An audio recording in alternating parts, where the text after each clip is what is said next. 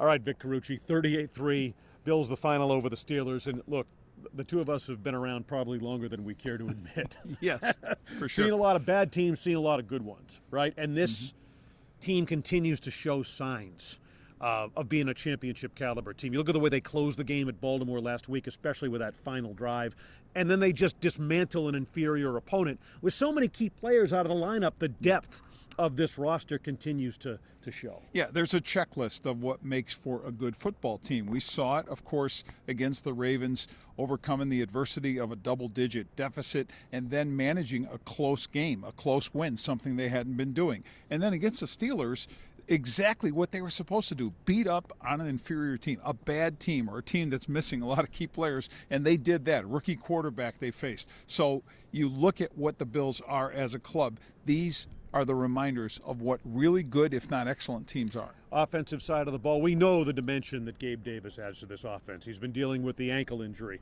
I asked Josh Allen after the game, when did you know that he was back and healthy? He talked about the Saturday walkthrough. He had that extra spring in his step. Right. You could see plenty of spring. Third play of the game, 98-yard touchdown, one of two long touchdown grabs for Davis in this game. Look, these receivers have supreme confidence in their quarterback, and their quarterback feels the same about them, and they're having a blast together. Talking with Stefon Diggs, and he had those two skips on the way of a 41-yard reception. Just having a ball out there, laughing, having fun. Again, you can do that in a blowout win, but it's also I think, a sign of how this offense functions. Nice to see the rookies, Khalil Shakir and James Cook, get in the end zone for the first time in their careers. Kaiir Elam comes up with his first career interception on defense. And talking to Von Miller after the game, he talked about the not blink mentality. Right. Whether they're 17 points down at Baltimore or in control in this game, not taking the foot off the gas. This is a defense that's given up just 7 points in the second half now through 5 games in this season. And doing it with so many guys hurt. What's been the big question for 3 weeks in a row? How is this defense going to overcome these injuries?